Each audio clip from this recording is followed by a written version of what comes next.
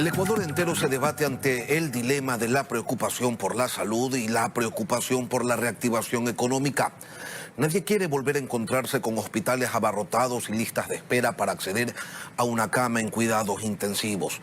Todos quieren que la economía se reactive, que los negocios funcionen, que contraten personal, que tributen, que la gente consuma. ¿Y cómo llegar entonces a un equilibrio para que la recuperación económica no termine afectando la recuperación del sistema sanitario?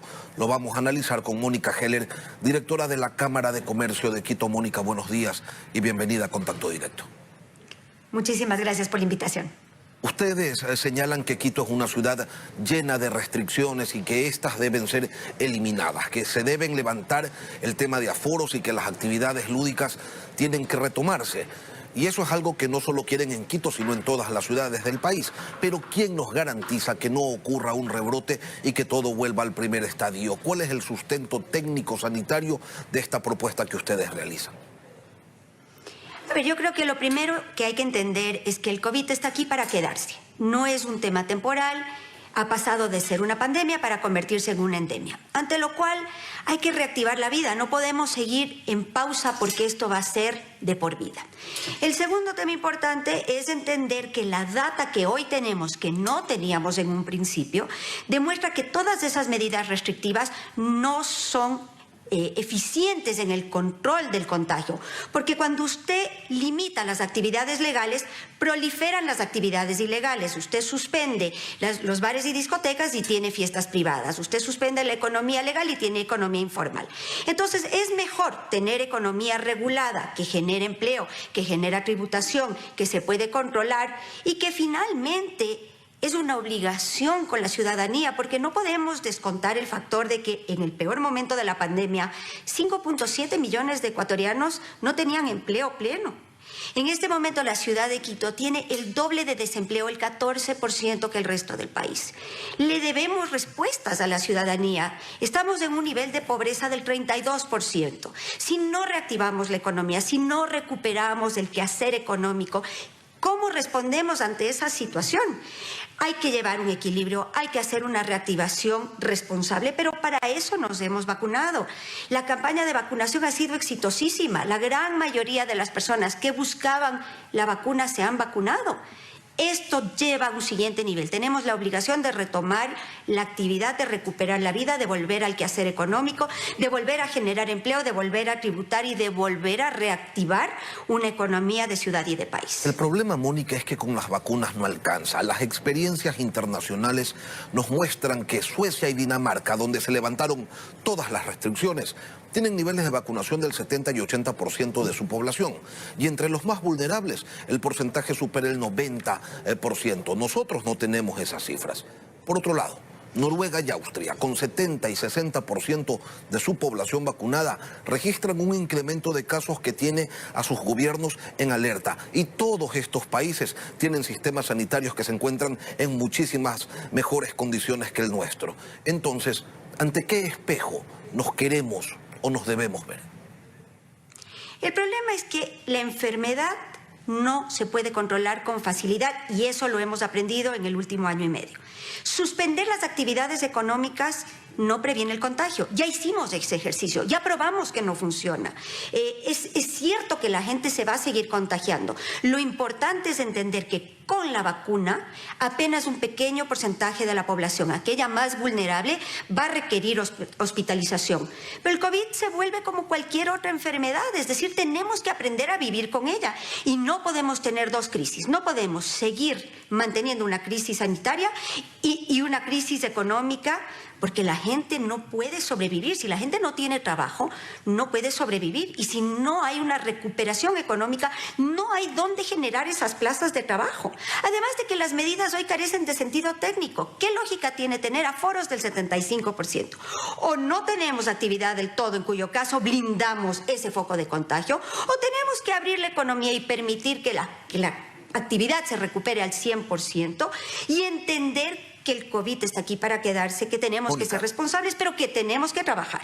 Ahora, el simple levantamiento de las restricciones no va a hacer que la economía se reactive de la misma manera que la simple expedición de una ley no hace que se genere empleo. Entonces, ¿qué más necesita la capital de la República para que su economía retome los niveles prepandemia? Yo creo que Quito tiene tres frentes importantes. El primero, evidentemente, hay una crisis institucional que es importante. Se requiere que se tomen las medidas, se requiere que se ejecuten proyectos, porque todo eso contribuye a la recuperación económica, a la generación de empleo. Segundo, necesitamos, por supuesto, un mejor control del tema de seguridad, que es importante. Y finalmente, necesitamos que se eliminen las restricciones. El sector privado es el mayor generador de empleo en este país. 9 de cada 10 plazas de trabajo las genera el sector privado. Pero tenemos una tremenda camisa de fuerza. No aforos, no horarios, restricción vehicular, restricción de industrias que no pueden trabajar, restricción de venta de alcohol. Es decir, estamos tan llenos de limitaciones, de restricciones, que la empresa privada no puede hacer lo que sabe hacer.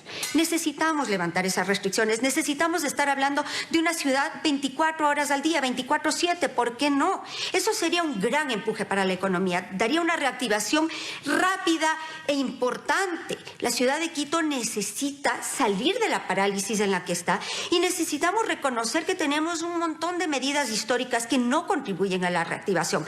El tema de la restricción vehicular, que es prepandémico, hoy no cabe. Hay gente que puede estar de acuerdo o puede que no con la eliminación de los casinos, pero no podemos dejar de reconocer que era una industria que generaba plazas de trabajo. Toda la actividad lúdica de la ciudad mermada absolutamente por los últimos casi 2 años. Es decir, necesitamos recuperar todos esos espacios que generaban puestos de trabajo. Mónica. Y cuando hay mayor... Hablemos usted habla de plazas de trabajo y es importante este tema del empleo, más aún tomando en cuenta que las tasas de desempleo y de empleo inadecuado en Quito son superiores a las de otras ciudades del país. Así es. ¿Cómo revertirlo? El gobierno va a presentar un proyecto de ley este viernes. Ustedes en la Cámara de Comercio desarrollaron una iniciativa de consenso por el empleo. En función de esto, ¿qué es lo que no debe faltar en ese proyecto del Ejecutivo? El tema de la reforma laboral se ha vuelto sensible. Cuando se habla de flexibilización, hay grupos que inmediatamente responden que eso es precarización de los derechos laborales. Y yo creo que la conversación hay que tenerla en los términos adecuados y hay que proyectarnos hacia recuperar esas plazas de trabajo. Cuando se habla de reforma laboral, yo creo que hay 2 frentes importantes. Uno, nuevas modalidades de trabajo que favorezcan la contratación de los grupos más vulnerables, de los jóvenes, de las mujeres, de la gente de tercera edad. Necesitamos jornadas flexibles porque la recuperación es parcial. Y en la medida que haya recuperación parcial, la incorporación de jornadas parciales de fin de semana, etcétera, se vuelve muy importante. Entonces, la conversación de reforma laboral no puede ser en base a un concepto histórico de pugna de poderes y lucha de clases y polarización. Necesitamos realmente retomar esta conversación con un lenguaje proactivo de país. Necesitamos proteger a esa gente que hoy está en estado de desempleo o subempleo. Necesitamos permitirle reingresar al mundo laboral y eso requiere una flexibilización laboral sin duda alguna. Pero hay quienes señalan que el sector empresarial busca alcanzar los ingresos de antes de la pandemia, pero con un régimen laboral donde los trabajadores tengan menos derechos que antes de la pandemia y que esa no es una operación muy justa que digamos. Mire, cualquiera puede decir cualquier cosa, pero la verdad es que 9 de cada 10 empleos los genera el sector privado. Y para que haya una reactivación en el sector privado, se necesitan las condiciones idóneas y apropiadas. No se le puede pero respetando los derechos de los trabajadores, ¿no? Tampoco es recuperémonos por recuperarnos y allá los trabajadores que vean cómo se defienden y quién los defiende. Creo que nadie busca ni precarizar los derechos laborales ni afectar a nadie. Aquí estamos hablando de incorporar a la gente que está en este momento fuera del mercado laboral. Precarizar querría decir aplicar normativa a aquellos que hoy tienen empleo pleno. Y la discusión que se está teniendo es aquella que corresponde a las personas que no están en situación de empleo.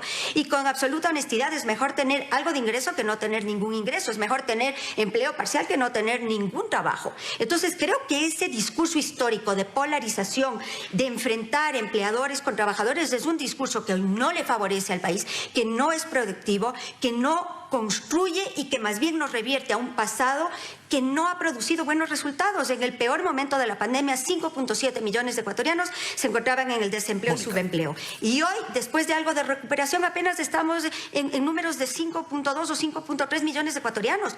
Mónica, si no cambiamos el discurso, ¿cómo corregimos el problema de fondo? Ahora, más allá de los discursos, Quito se puede realmente reactivar con un municipio envuelto en escándalos políticos que afectan el funcionamiento normal del cabildo y de la ciudad.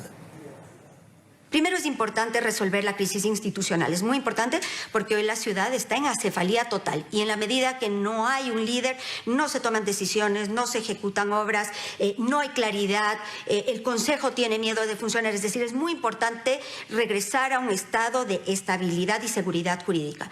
Pero hay que hacer cambios de fondo. Este se ha vuelto un municipio incontrolable, ingobernable, con 22.000 funcionarios. Es muy difícil que sea eficiente y que haya control sobre lo que pasa.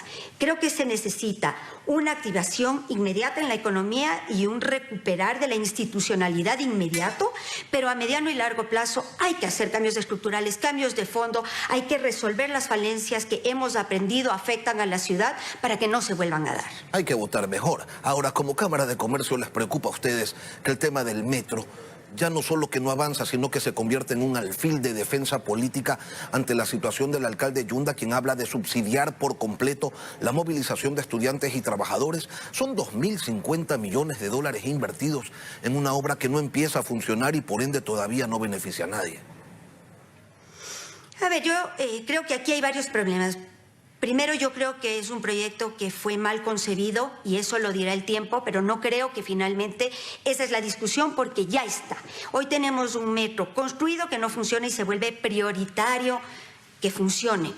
Si eso implica entregárselo en concesión a una empresa privada, si eso implica entregárselo al gobierno central, si es que eso implica una mezcla de varias cosas, pues eso es lo que hay que hacer. Lo que es inaceptable como ciudad es tener una obra de semejante dimensión y de semejante presupuesto paralizada, pero con el agravante además de que como ese era el plan para controlar los problemas de tráfico y transporte en la ciudad, y no se da, no tenemos ni lo uno ni lo otro y tenemos una ciudad con absoluto caos.